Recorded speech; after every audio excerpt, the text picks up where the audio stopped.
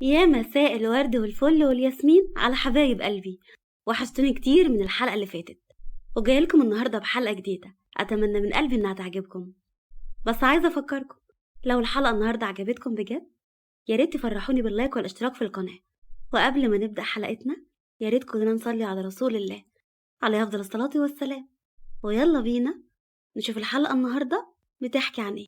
كان سلطان قاعد في مكتبه التابع لواحد من المحلات الخاصة بيه، فهو بيمتلك فروع محلات للملابس الحريمي والرجالي والأطفال. يا سلطان بيه، في يا واد يا خالد. خالد بابتسامة: ست دهب بره وعاوزة تقابلك. ابتسم سلطان على لهفته لأنه عارف إنه بيحبها وطلب إيدها منه أكتر من مرة، ولكن سلطان قفل الموضوع في الوقت الحالي لأنها لسه صغيرة. طيب يا نحنوح، لم نفسك عشان معلقش روحك. دخلها. خالد خرج بلهفة وثواني ودخل الدهب، وفضلت تبص لسلطان بعش وابتسامة خجولة. اقعد يا دهب. قعد الدهب بسرعة وهي لسه بتبص له. خبط سلطان بالقلم على المكتب أكتر من مرة وقال بعدها بحدة: احنا اتكلمنا قبل كده في ايه يا دهب؟ حس الدهب بالخوف والتوتر وقالت برقة وخجل: قلت لي ما تحطيش مكياج على وشك. سلطان بأسوأ: وايه كمان؟ قلت لي ما تبينيش شعرك من الطرح. سلطان بغضب بسيط لأنها رقيقة. ومادام كده الكلام مش بيتسمع ليه؟ دمعت عين دهب. فقال سلطان وهو بيقوم من على الكرسي وقرب منها: طب ممكن بلاش عياط؟ بصت له دهب وعينها مليانة بالدموع، فقال لها بابتسامة: طب بذمتك في عيون بالجمال ده كله تبكي؟ في قمر زيك يحط القرف ده على وشه؟ رمشت بعينها أكتر من مرة وحست إنها على وشك إنها يغمى عليها. معقول؟ قال عنها إنها جميلة؟ اتنهدت بفرحة وشردت. سلطان وهو بيبصلها باستغراب من شروطها، وخصوصا إنه لاحظ الشيء ده أكتر من مرة ولكنه معلقش عليه. شاور على الحمام وقال لها: ادخلي اغسلي وشك وظبطي حجابك وتعالي عشان نفطر سوا. وفي أقل من الثانية كانت دهب دخلت وغسلت المكياج بلهفة وهي مبتسمة بسعادة، وظبطت حجابها وهي بتدعي جواها إنه يديم قربها منه للأبد. سلطان بانبهار وابتسامة: أيوة كده يا شيخة، الشمس طلعت ونورت المكان كله. ابتسمت دهب وزادت دقات قلبها واتنهدت وغمضت عينيها بعش. قعدوا ياكلوا، فقال لها باهتمام: انت يا بنتي هتروحي الجامعة من بكرة مش كده؟ ايوه يا بابا. سلطان وهو بيفتح الدرج الخاص بيه: تمام كده. وادها فلوس وقال لها: خد يا دهب مصاريف الجامعة والكتب ومصروف الأسبوع بتاعك. ربنا يخليك ليا. بالمناسبة تقديرات السنة اللي فاتت ما كانتش عجباني. بان الخجل على وشها وافتكرت انشغالها طول الليل بكلامها معاه على التليفون، متحججة إن في حاجات في المذاكرة ما كانتش فاهماها وتفكيرها اتدايم فيه. فضلت كده طول شهر الامتحانات وانصدمت بعدها من النتيجة لما لقت نفسها أخدت في معظم المواد تقديرات ضعيفة. سلطان بحدة: تقديرات السنة دي لازم تعجبني، فاهمة؟ لو فضلت تدلعي بالطريقة دي أنا هضطر أشد عليكي. هنجح بتقديرات عالية والله وهجيب امتياز في كله، بس بلاش تخاصمني تاني. طب ممكن أفهم بقى بتعيطي ليه دلوقتي؟ أنا لما خصمتك السنة اللي فاتت كان بسببك وبسبب إنك أهملتي في المذاكرة، ده اللي كان مزعلني منك. فضلت تعيط. خلاص بقى يا صغننة تضحكي وكمل بخبز. طب لو ضحكتي هوريك الفساتين الجديدة بتاعتك. بصت له بلهفة فضحك سلطان بقوة وقام وقال: قومي معايا يا ام عيون زرقاء. قام الدهب بسرعة وراه وهي مبتسمة بلهفة، فهو بيجيب لها حاجات فخمة وألوان راقية. ها ايه رأيك؟ شهق الدهب بقوة وقالت له بسعادة وهي بتحضنهم من ايده: حلوين قوي قوي قوي. ابتسم على سعادتها فرن تليفونه فقال: انا عندي شغل يا دهب، مضطر امشي. اخترت تروح للفساتين وروحها على طول، فاهمة؟ وخرج بسرعة. بص الدهب على أثره بحزن وإحباط لأنها كانت مخططة تقضي معاه وقت أكتر. خالد بابتسامة: أنسة دهب. ازيك يا خالد؟ ايه رأيك لو تيجي افرجك على الطرح وتختار اللي يعجبك.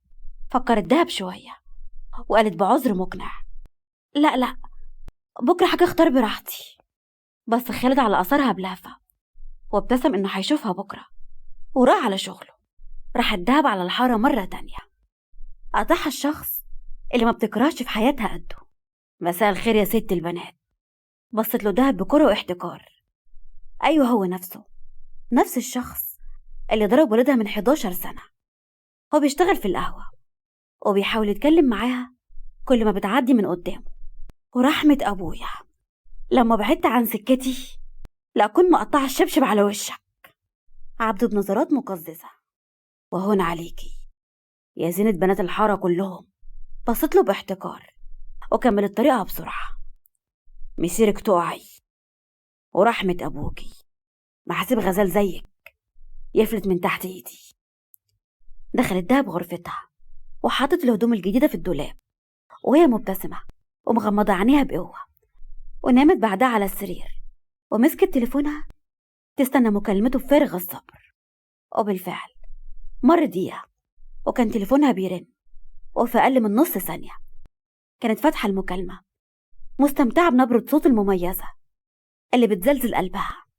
فات على صوته لما قال لها: انت يا بنت روحتي فين؟ مع حضرتك يا بابا. روحتي مش كده؟ ايوه، وانا دلوقتي في البيت. هتضايقك وانت ماشية؟ دهب بكذب وتوتر: لا لا، مفيش حد ضايقني. استريحي شوية وعلى ميعاد الغدا روحي عندنا البيت عشان تتغدي معانا. حاضر. قفلت المكالمة وفضلت تصرخ بعدها وترقص بسعادة لأنها هتشوفه. راحت تاني على دولابها وطلعت فستان جديد ولبست الفستان وراحت على بيت سلطان. كانت حسنية قاعدة على الكنبة وجنبها جوزها اللي كان بيشرب الشيشة، وجنبهم ابنهم سامي اللي خلفته حسنية من الراجل ده من 15 سنة. حسنية بدي: انت يا زفت يا زينب، شهالي شوية يا اختي في المطبخ. كانت زينب بتبص في تليفونها بابتسامة ولهفة وقفلته بسرعة لما سمعت صوت والدتها: حاضر يا ماما. يا اختي اهو ده اللي انت فالحة فيه. قوم يا واد افتح الباب بيخبط. حاضر ياما. وقاموا فتحوا. دهب بسرعة وانتباه: عملت ايه يا سامي؟ سامي وهو بيمد كف ايده ليها: هاتي 50 جنيه الاول وانا اقولك. دهب بغيظ اديت له 50 جنيه وقالت له بنفاذ صبر: انطق. سامي بفرح ولهفة وهو بياخد منها الفلوس وعارف بعشقها الشديد لأخوه لأنها مجنداه في البيت عشان يعرف لها أخباره ويبلغها بيها. ده غير إنه بيحط لها جوابات في غرفة سلطان. ما تقلقيش، حطيت الجوابات كلها في مكانها، وكمان فتشت في اللابتوب بتاعه وعلى موبايله أبيض خالص، ما بيعرفش ولا ست واحدة. أنا مش عارف والله ده عايش إزاي. ابتسمت دهب براحة وعش وأطفأت نار غيرتها: انت بتتوشوش مع مين يا واد؟ فتح سامي الباب وقال له هو داخل ودهب وراه: دي دهب ياما. حسنية بترحيب وحب: اهلا اهلا يا دهب، ده النور ده يا حبيبتي. تسلمي وتعيشي يا خالتي. اخبارك ايه يا دهب؟ دهب برود لانها ما بتحبش الراجل ده. الحمد لله يا عم شاكر. امال فين زينب يا خالتي؟ جوه يا اختي، بقالها ساعتين بتحضر الغدا. وكملت بصوت عالي: اخلصي يا اختي اخلصي. دهب وهي بتقوم من مكانها: انا هقوم اساعدها يا خالتي. دخلت دهب المطبخ فقال شاكر بهمس وضيق: وبعدين في ابنك ده اللي عمال يوزع فلوسنا هنا وهناك؟ انت مش شايفه الهانم اللي كل يوم تلبس فستان جديد بالشيء الفلاني؟ الله، ما احنا اولى بكل ده. حسنية بهمس: دي بنت يتيمه وغلبانه وبيعطف عليها. سكت شاكر بعدم رضا وكمل شرب الشيشه. وفي المطبخ دهب وهي بتجهز الاكل مع زينب اللي لاحظت ان زينب مشغوله في تليفونها وبتبعت رسايل بابتسامه. قربت منها دهب بخبز فشهقت بقوه وقالت بذهول وضحك: مهند، بتحبي في مهند؟ مسخرة الحارة كلها. دمعت عينيها: ابوس ايدك يا دهب، اسكت احسن حد يسمعك، انا لحد دلوقتي مصدومه. مهند حطت زينب ايديها على بقها وقالت لها برجاء: عشان خاطري يا دهب، امي لو سمعتك ممكن تقتلني. طب انتي بتحبوا مهند من امتى؟ زينب بحزن: تاني هتتريقي؟ خلاص ما تزعليش، احكي لي بقى، بتحبيه من امتى؟ بنحب بعض بقالنا 2 سنين. بس كده غلط يا زينب، هو لو بيحبك هيجي يتقدملك. زينب بحزن وهي بتجهز السلطة: وهو معاه ايه يا دهب عشان يتقدم بيه؟